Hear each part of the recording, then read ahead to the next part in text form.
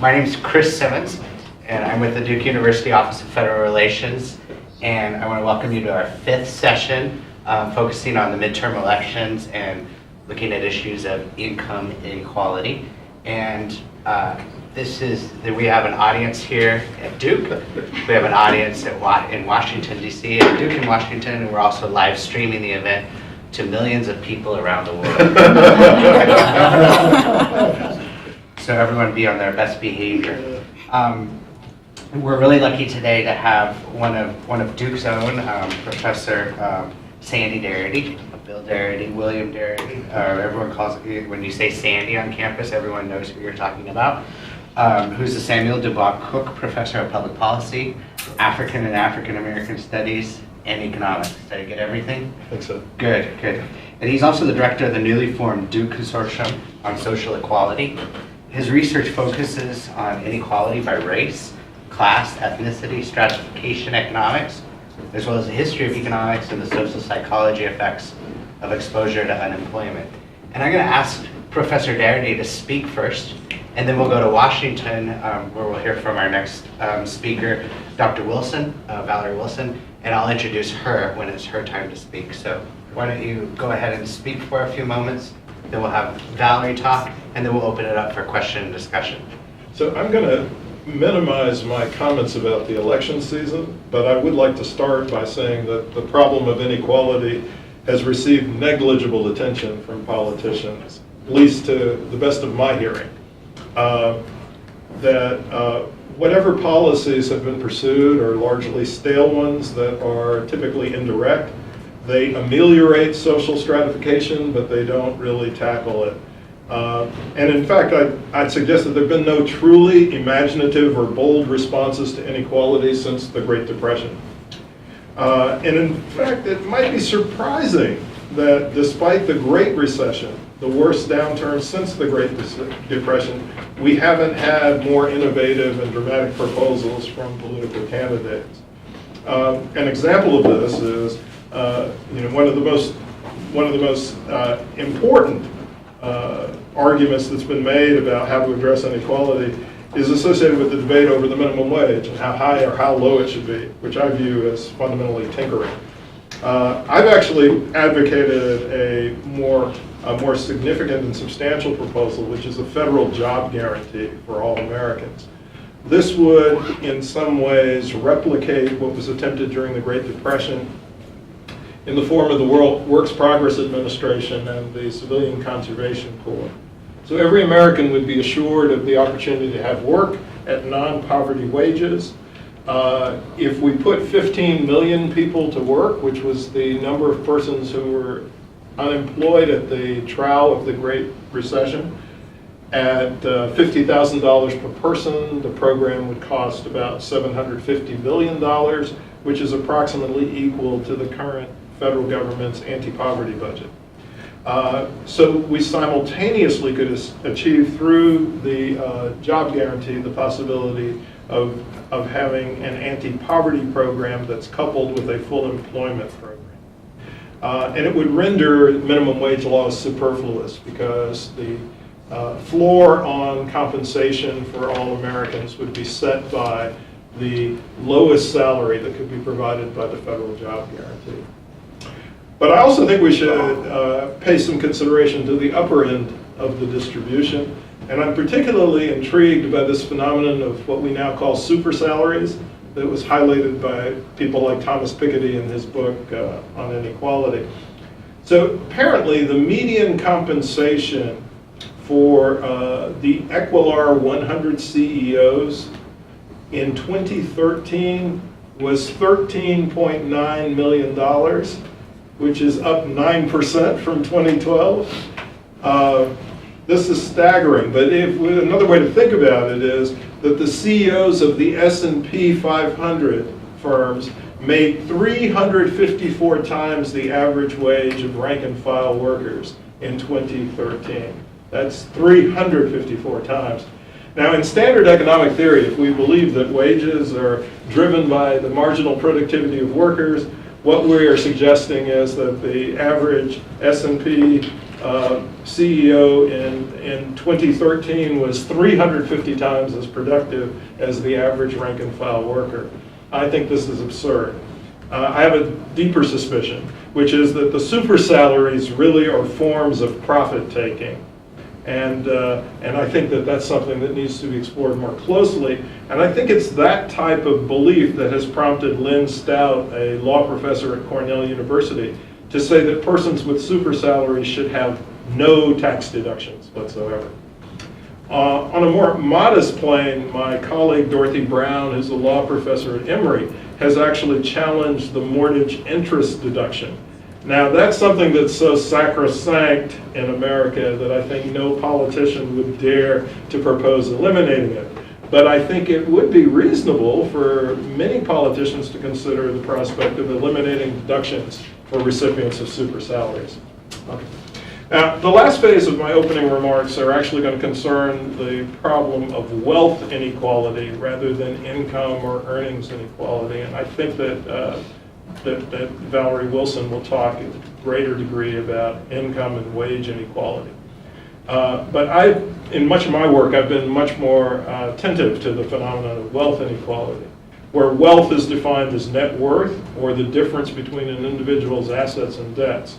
So it would be a stock of resources that an individual possesses in contrast with the flow of resources that constitutes income.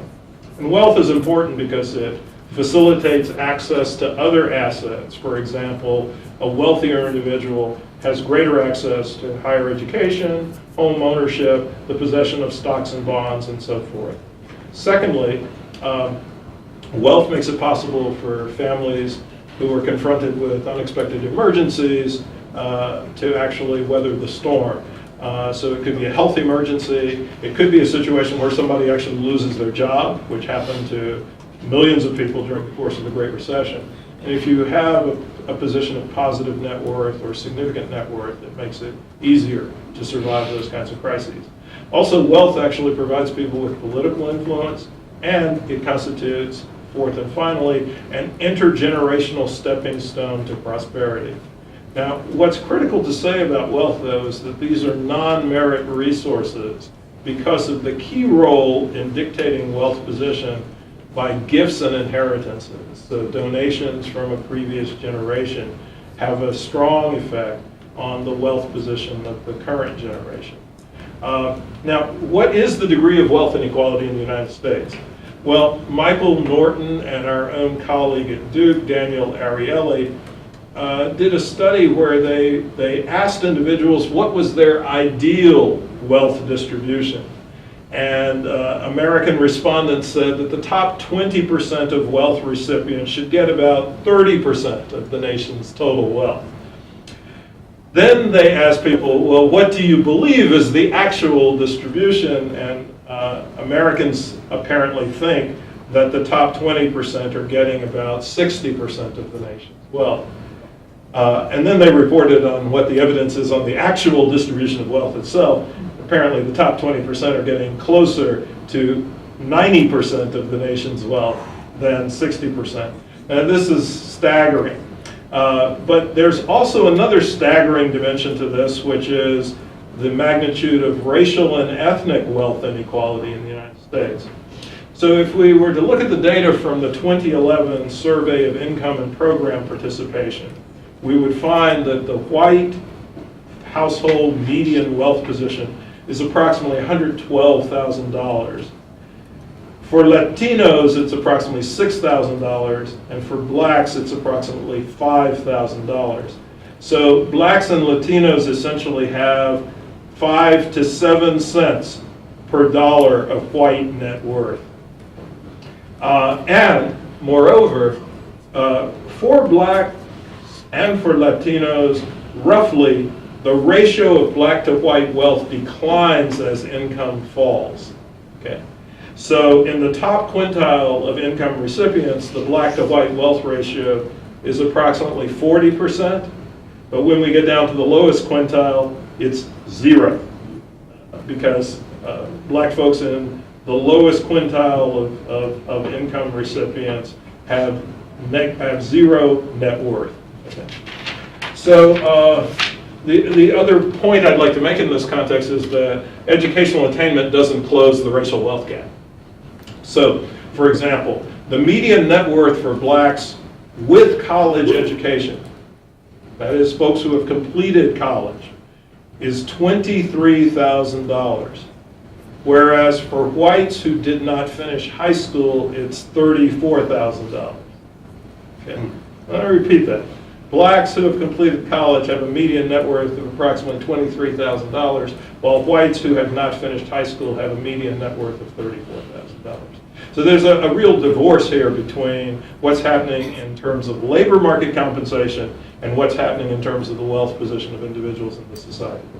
So my final comment is that these kinds of disparities can be closed with further dramatic policies, but not policies of the sort that anyone seems to be talking about at this moment.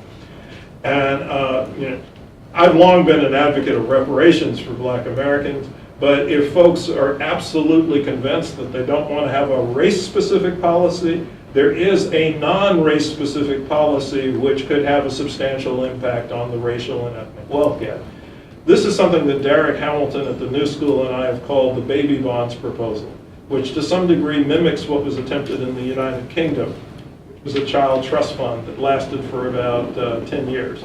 Our idea is that every newborn infant in the United States would receive a government-financed endowment, and the amount of that endowment would be contingent on the child's family's wealth position. So in the standard stump speech I offer about this, we say, if Bill Gates or Oprah Winfrey happen to have a new child, that child would receive a $50 trust fund. But for children who are born into families at the lowest end of the wealth distribution, then that trust fund would be $50,000 to $60,000. And we would guarantee a 1% real rate of interest on the fund, and it would be accessible to the individual child when they reach adulthood at age 18. Now we could put some restrictions on what they do with the funds, since it's public monies, but some days I feel very non-paternalistic, and I say, well, they should be able to do whatever they want with it. But I'm okay with either direction. But the idea here is that we would give each child the capacity to build their own asset position in the society in the way in which children who have inherited larger sums of money are able to do. So those are my comments at the beginning. Great, thank you so much. Hope they're helpful. Yes. Yeah. So now we're going to hear from our panelists in Washington, Dr. Valerie Rawlston Wilson. She's the Director of Economic Policy Institute's Program on Race, Ethnicity, and the Economy. And she's a recognized source for expert on policy analysis and the economic condition of America's people of color. Prior to joining the Economic Policy Institute, Wilson was an economist and a Vice President of Research at the National Urban League in Washington. And I really want to thank you for joining us, Valerie, especially since you received your doctorate from down the road. We still welcome you here today. Well, there's a small secret here. What's that? Go ahead, you can tell them. Valerie. What's the secret? Thanks, Chris. Just let me tell you. Greetings to my North Carolina audience. Yes, I spent many wonderful years in North Carolina, many of which were spent down the road, as you say, at the University of North Carolina, where it just so happens that I was a student of your very own Sandy Darity. We both spent some time down the road in a previous life. Yes. And I spent my share of time at Duke as well, so let me say that too. Good. But getting on to the subject at hand, I would agree with Sandy. There's nothing wrong with your hearing. There has not been really any discussion of economic inequality of any sort in the current discussions around the midterm election. It seems that there's been some talk about job creation, some about taxes, some about budget cutting, and even a lot about women's reproductive rights, but much less about economic inequality. In a way it's surprising, in a way it isn't. The nature of politics to talk about economic inequality could perhaps run counter to a lot of major funders for political campaigns in their interest. So in that vein, I get it, but I think it's important that we understand how critical this issue is for your average American. You talked a little bit already about the disparity between what CEOs make and what the average worker makes. But really this absence of wage growth in line with productivity for the vast majority of workers has been a long-term trend, something that we've seen taking place really since 1979. And in spite of productivity growth, which means that there have been gains, economic benefits from the work that Americans do, but most of those gains have gone to those at the top or to the super salaries, as you say. So you mentioned the 354 times disparity or difference between what the CEO makes and what the average worker makes. To sort of put that in context and what I'm saying with regards to what's happened over the longer term, in 1978 that that ratio was about 30 times. So it's increased significantly over the years. And at the same time that we've seen this sort of growing or widening class inequality, because it really takes place on two fronts. There's class inequality, the difference between those at the top of the income distribution and those at the bottom. But within that is also racial inequality. It just so happens that the two overlap quite a bit because people of color tend to be more concentrated at the lower end of the distribution. But at the same time that we've seen this stagnation of wages, we've also seen racial wage gaps widen as well. So for example, in 1979, the median black worker made about 83 cents on the dollar compared to the median white worker. In 2013, that was down to 77 cents on the dollar. For Hispanic workers, it went from about 81 cents on the dollar in 1979 to now about 69 cents on the dollar. And nearly all of this decline or nearly all of this widening of racial wage disparities happened during the 1980s and in the decade after 2000, what we call the lost decade. So when we think about how far we've come in terms of coming out of the Great Recession and what the status of the recovery is, there's been a lot of celebration over the fact that we've sort of gotten beyond a jobless recovery. We've had several months of strong job growth, but what remains is that we continue to have a wage growthless economy and recovery. So wage inequality remains a major issue that is not being addressed, even in the stale or old or sort of minimal type ways that Sandy referred to in terms of raising the minimum wage and other types of policies like that. I was also glad to hear you mention the fact that education doesn't close the wealth gap, because the same can be said of the wage gap.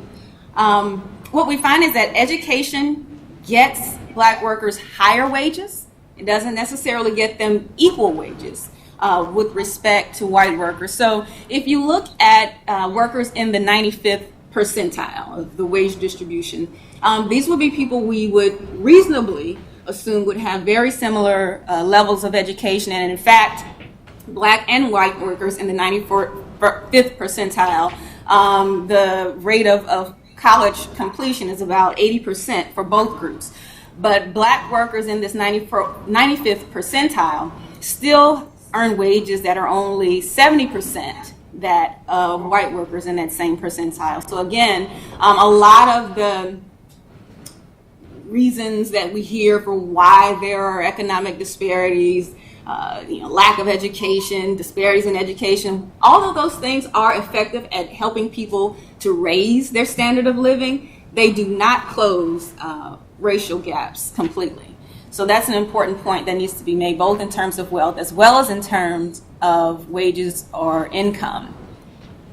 So again, in thinking about where we've come this far in the recovery, recently the Census Bureau released their latest numbers on income and poverty in the United States. And what we saw was really for the first year since 2007, families in the bottom 40% of the income distribution saw their inflation-adjusted incomes go up instead of going down. And these gains were actually largest for those families in the bottom fifth of the income distribution. A lot of that has to do with a few states who decided to increase their minimum wage. There have been more in 2014, and we've seen the data over the first half of this year also showing that similar type of trend, with those in the bottom fifth of the income distribution actually having their incomes grow relative to those above that. So we know that although the minimum wage is a sort of a floor, a minimal type of policy that should be implemented, and it's something that needs to be indexed so that it keeps pace with the rate of inflation, it still is an effective policy for helping to keep that floor at a minimal level and not allowing it to be further deteriorated through inflation. In line with that trend, with those in the bottom fifth of the income distribution seeing their incomes rise, in my prior comments about how class and race inequality overlap, we also saw between 2012 and 2013 that Black and Latino households had the largest income growth. Again, that does not nearly do away with income inequality, but again, as we're coming out of the recession and as the recovery continues on, we begin to see those at the bottom finally beginning to see some gains, which takes me to another point that I think is relevant in terms of full employment policy in this country. Recently there's been a lot of discussion about whether the Federal Reserve is going to sort of ease up in the midst of inflationary pressures. I think most of the data shows that really we're nowhere near the point where growth is a threat to inflation, such that there's any reason to begin to raise inflation rates and begin to slow the pace of recovery any further. And full employment is critical because the lower the national unemployment rate gets, the better it is for those who typically have higher rates of unemployment. If we choose to slow growth at this point, you're essentially shortening the recovery period for those at the bottom who tend to be people of color, because it took them longer to get to the point where they are benefiting from the relatively strong job growth that we've had over the last several months. And so by way of policies that I think are constructive for raising wages, again, not necessarily policies that will eliminate wage inequality, but at least policies that would help to raise wages. I talked about the minimum wage. The administration is also in the process, I guess you could say, of making decisions about updating their overtime rules. The threshold for workers who could receive overtime pay hadn't been updated since the 1970s. And so what you had was people who had titles as managers, had management titles, and were working well beyond 40 hours, but were not being paid or are not being paid or compensated for those hours. These are people who don't make these super salaries that CEOs make. And the fact that they do not get paid for work that they do is actually a form of wage theft, and something that further depresses wages for those in the middle and towards the lower half of the income distribution. I think something else that has really sort of been set back in the last several years has been bargaining power for workers. We've seen this specifically for those who are public employees, really being sort of cast in a negative vein as people who are drains on society and taxpayers' dollars. But really history has shown that bargaining power and the fact that many of these workers are unionized has been effective at not only raising their wages, but also raising wages of those who do similar types of jobs. Another issue that I think got some discussion, at least nationally for a little while, before Ebola sort of took over the news was this issue of immigration reform. I think that that's an issue that's important, not just as it's often framed within the context of Latino workers, but again, in terms of workers with low-wage workers in general.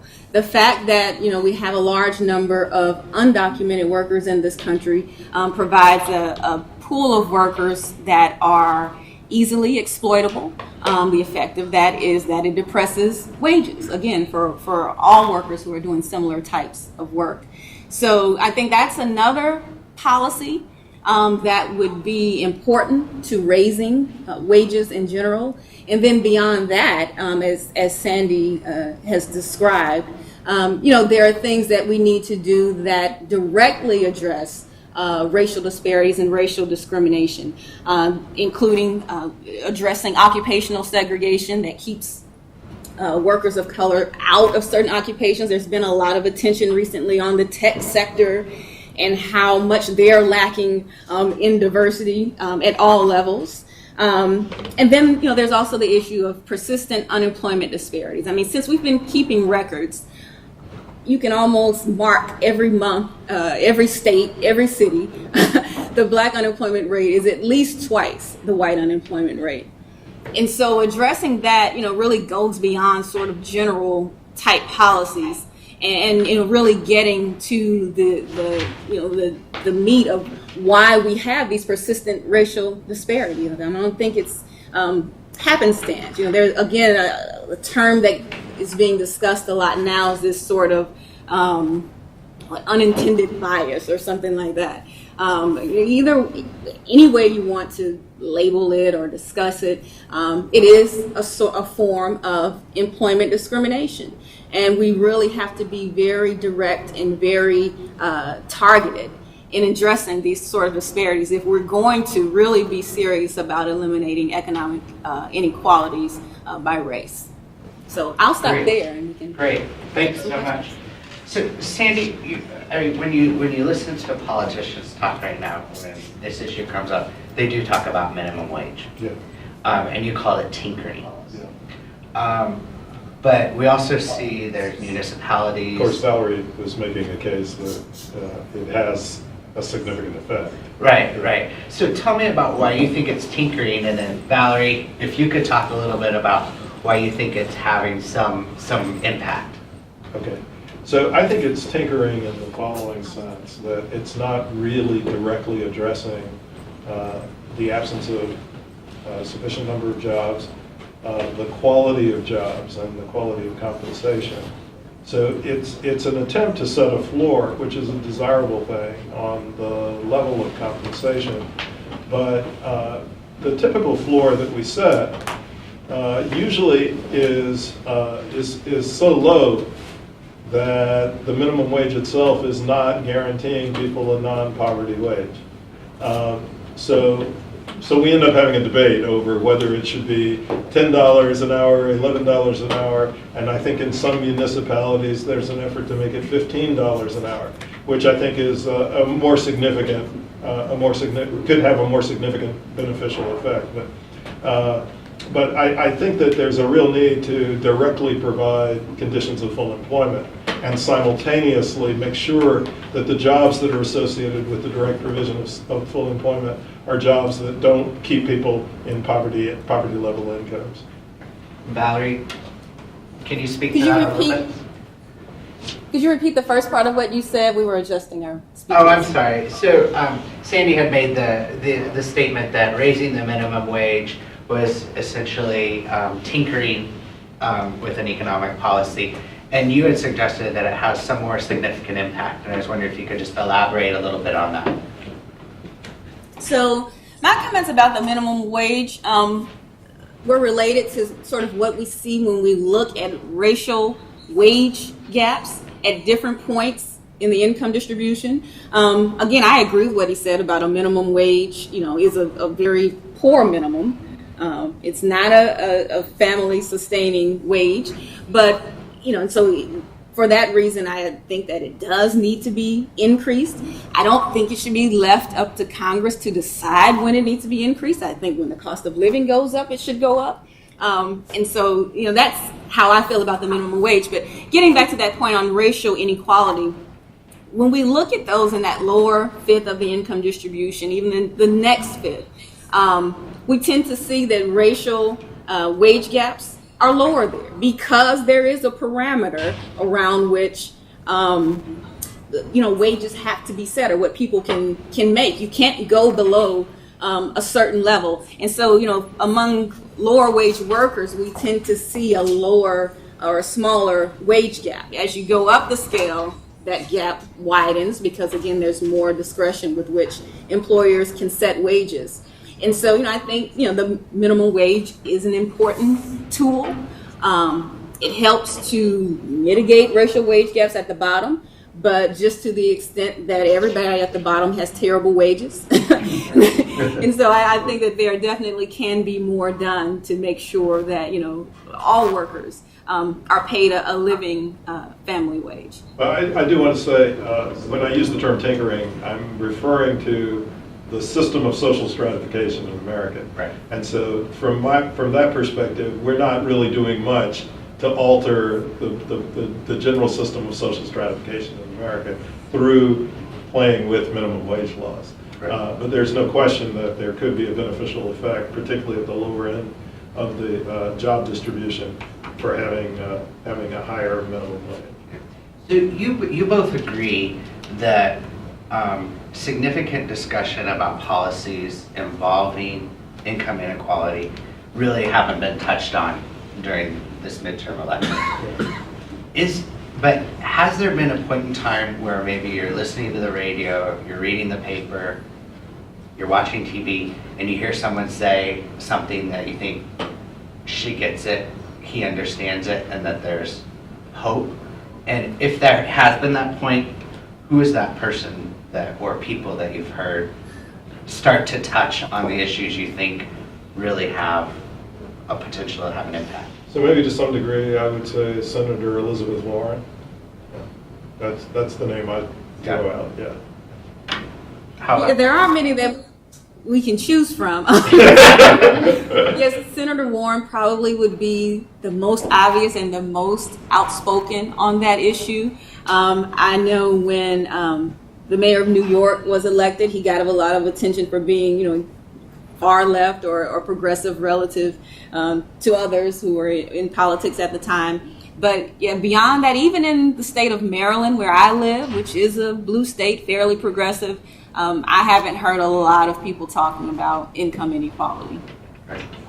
So you both had some really interesting points, whether it's something big and revolutionary like your idea of a federal jobs program, to Valerie, you talked a lot about updating overtime rules, bargaining power, immigration reform, things that could be done that could have an impact. Let's say that in 2 months that President Obama calls both of you into a meeting with him and the speaker and the new majority leader in the Senate and asks you what they should do that is politically feasible. What advice would you give those three? I assume they'll all be men. Wow. So one, with your expertise and knowledge, but also with the overlay of what's politically feasible, So what would you advise them to do? So I would certainly think that that both of the proposals that I've advanced are politically feasible. I think what happens is frequently people say that they're not feasible, and they rule them out of court without thinking carefully about whether the logistics actually could be implemented.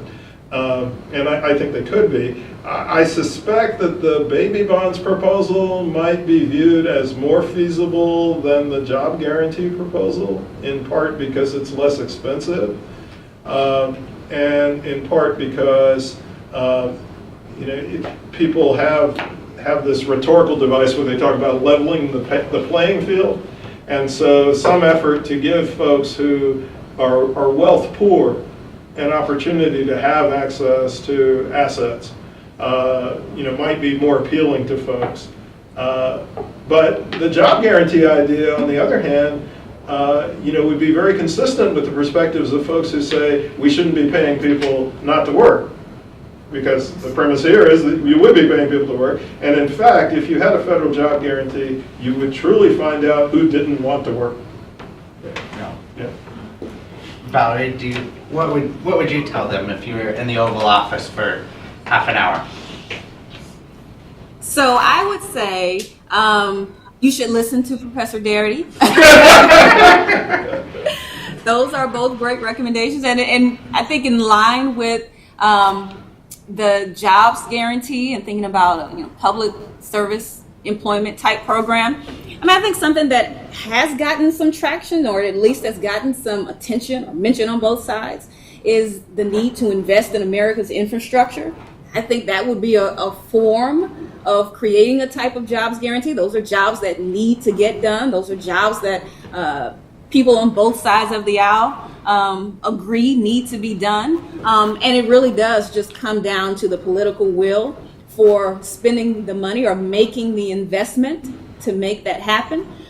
We come up with money to do all kinds of other things. I don't know, I'm just puzzled as to why it's so hard to invest in creating jobs that actually ultimately strengthen and build the economy. So I think we need to get out of all this discussion about austerity and cutting back on things, and really make some investments for our future. I would be remiss if I didn't mention Representative John Conyers, who really has been fully committed to the development of some sort of mechanism for assuring all Americans with a job. And he's been trying to figure out a way to transform the Humphrey-Hawkins Act from what essentially has been an unfunded mandate into a funded mandate by introducing new legislation that would actually set up a structure to make the Humphrey-Hawkins Act effective. Great. So we have a few more minutes, and I want to open it up for questions here at Duke or in Washington for our panelists. And we have till 5 o'clock. We do not need to take until 5 o'clock, but if there are questions, we'd love to entertain those. In DC or, yeah, Dave? We have one here first. Go ahead, Dave. Yeah, so first of all, thank you to both of you. It's just such an interesting conversation. I want to ask a variation on your question, Chris, just about the political realities. So Sandy and Valerie, you both immediately mentioned Elizabeth Warren, who seems unlikely to take on Hillary Clinton. You thought of John Conyers a little while later, but there doesn't seem to be a lot of enthusiasm in a broad way for any of this. We still haven't, we're still dealing with the outrageous idea of Obamacare and providing health care for people, and the tide, at least here in North Carolina and elsewhere, seemed to be shifted in the other direction. Does all this just have to wait until the political mood of the country changes? Is it a framing problem with how you're describing this? It's the question of really how realistically could this happen? So that's a great question. I think that the framing nature of the problem is central.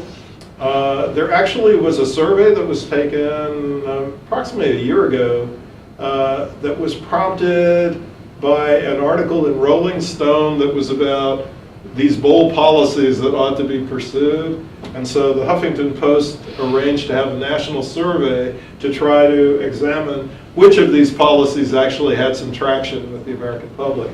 And it turns out that the job guarantee was endorsed by over 40% of the individuals who responded to the poll. And that actually was a plurality of respondents, because the proportion who said they were against it was about 30%. And then there were individuals who said they didn't have any opinion. And as soon as I saw that, I said, well, that's interesting. Why doesn't somebody seize upon this and say, okay, there actually may be a wellspring of support for this. and we can pursue it. But I think no politician has had the courage to actually determine that they should frame a set of policies that have those characteristics. So I would say it's a lack of courage more than anything else. Valerie, do you have anything to add? No, I think there's just really a strong distaste now for spending or raising taxes in any sort of way.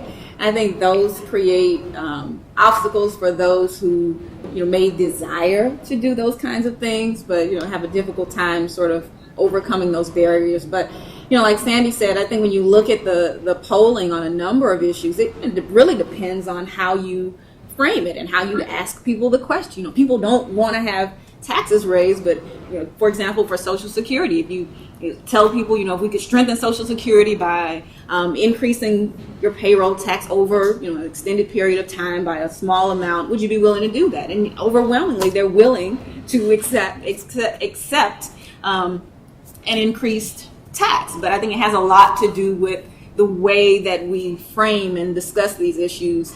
And the courage factor is major as well.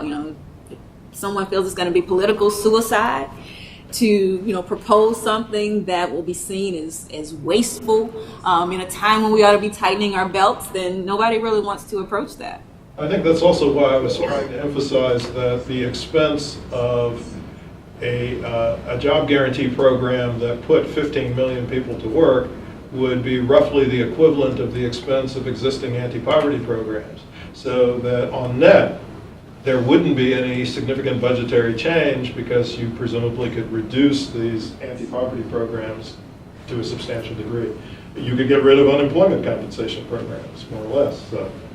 Well, and I would guess also that there would be a ripple effect from the creation of those jobs and investment that I mean, outside of the federal government. Yes, that, yes. You could do a lot of good. You could clearly make an argument that million. would be, about the classic Keynesian stimulus effects of people having had their incomes restored or increased in some way. Yeah. And I understand there's a question in Washington. Sure. So you both mentioned that no attention, really negligible attention, I think, has been given to this issue in this election cycle and just generally, I guess, among some politicians. So, and that's at the expense of things like Ebola and ISIS and things that scare people. And if you believe that voters are motivated by fear, they turn out to the polls because of things that they don't want to happen. Mm-hmm.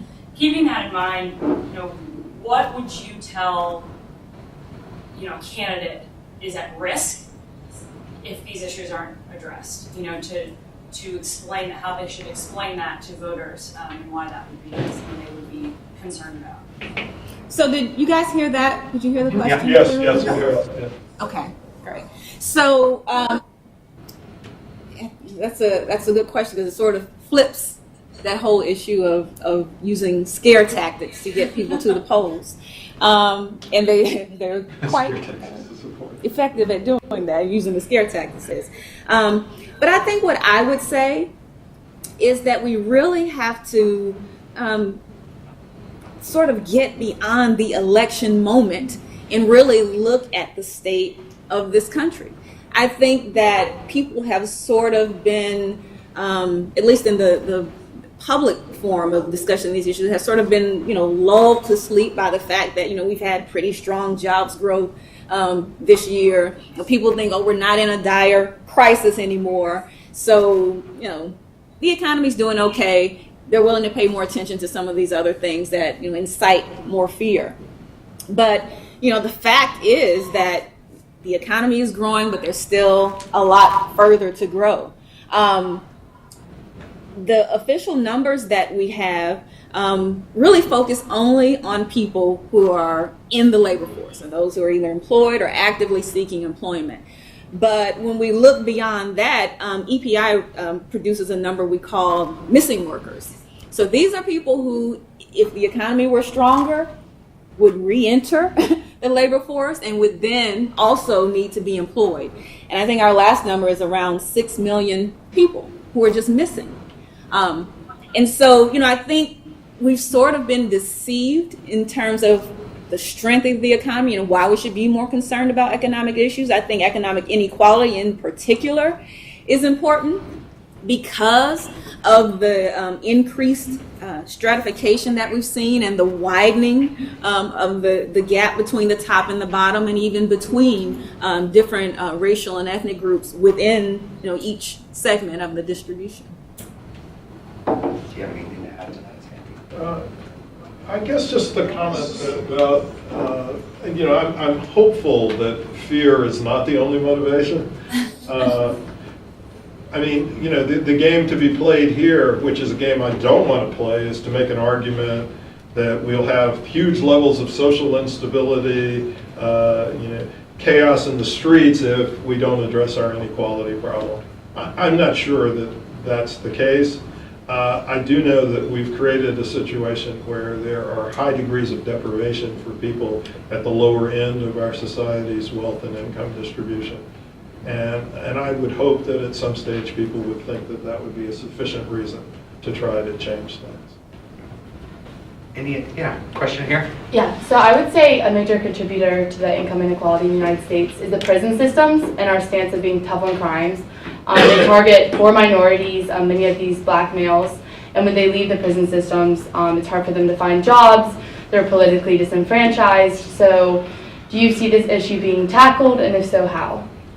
So for me, one of the motives for introducing the federal job guarantee was to create a situation where people who have been subjected to this phenomenon of over-incarceration actually could find work when they come out of prison after they've completed their sentences.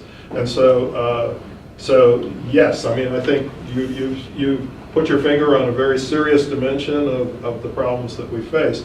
But I want to add that the phenomenon of discriminatory differences in wages is closely linked to black folks who do the right thing.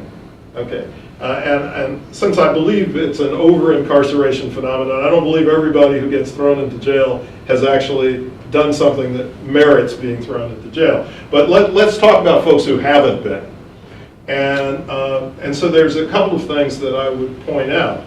The first is the set of studies that were done by Diva Pager, who is now on the faculty at Harvard, I believe, where she performed some field experiments where she tried to compare the rates of callbacks for jobs between black men who had no criminal record and white men who did, and found that the black men with no criminal record had lower rates of callbacks for the jobs than white men who did have criminal records. In addition, a statistic that I frequently point out is that the unemployment rate for blacks with some college education is higher than the unemployment rate for whites who never finished high school. And so yes, over-incarceration is a serious problem, but there's a host of problems associated with income and wage inequality that have little to do with individuals who have little to do with individuals who have in some sense done the right thing, haven't been imprisoned and the like. Valerie, is this something that you've looked at also, or? Well, it's interesting that question was raised because I'm in the process now in some of the work that I'm doing on racial wage disparities and trying to figure out a way to quantify the impact of mass incarceration on widening wage gaps. I don't know that's going to be an easy thing to do, but I think there's definitely something to be said for people who have their employment opportunities limited, and by way of that, having their wages limited by virtue of the kinds of jobs they can then have access to once they exited the prison system. But I would agree with what Sandy says, that there are a number of discriminatory factors that are even beyond the issue of mass incarceration. I wrote a blog, I think it was just last week, that was looking at the difference in women's wages and what's happened over the period of recovery. Black women's wages are still like the furthest behind the level they were in 2007 compared to white and Latinas. And in that instance, you talked about the some college group. The big difference really was driven by those with some college education. And what I found there was that there has been clearly some occupational downgrading. So that the percentage of African American women who were employed in higher wage occupations has declined significantly, while it actually increased for those other two groups. Everyone sort of lost out in the middle in terms of mid-wage type occupations. But for Black women with some college education, they exclusively shifted into lower wage occupations, whereas whites and Latinos with that same level of education sort of, were spread across lower wage occupations and higher wage occupations. So, how you explain that, I don't know. Valerie, would you say that it's fairly obvious that if you were to take into account the imprisoned population, it would make the disparities wider because we don't actually include them in the statistics typically? Yeah. Right, and that's something else I'd also like to try to incorporate into that missing workers number that we have. Like, there are other people missing from the labor force as well. And so, even that number would be larger if we account for the people who have been incarcerated. Do we have any more questions or anything anyone would like to add? I have one question from DC. Great. So we've talked about the fact that it's been missing from the national and federal agenda, but you've also mentioned that states and cities have been able to raise the minimum wage. Are there races or their positions or levels of government that we can look at other than the federal level where these conversations are happening? And kind of as a voter, am I just looking at my congressman and my senator and the president to make these policy changes, or should I also be looking to state and local officials to implement changes? I think the focus on the national level changes things across the board. I think that battle on the state level really depends on what state you live in, because when we look at those who have increased their minimum wage, they are not necessarily the states that have, larger percentages of people of color. They tend to be some of the more, what we would consider more progressive states, so it's easier to get those sorts of things done. So I think, if we really want to, have an effect as far as the minimum wage is concerned, it really does have to be a federal increase, and then states can go beyond that by all means. But I think in some states, they're just not going to do the things we may want them to do. So it really does have to come from the federal government. Andy, do you have anything to add to that? No. Okay. So Valerie, I want to thank you for joining us. Sandy, I want to thank you for joining us. It's fascinating. I still have a list of questions. Sorry about doing a Marco Rubio. But we really appreciate it. And next week we're going to have our 6th session about the election, and it's going to focus on the state of North Carolina. So thank you very much for joining us. Thank you, Valerie. Thank you. Take care, Valerie. You too.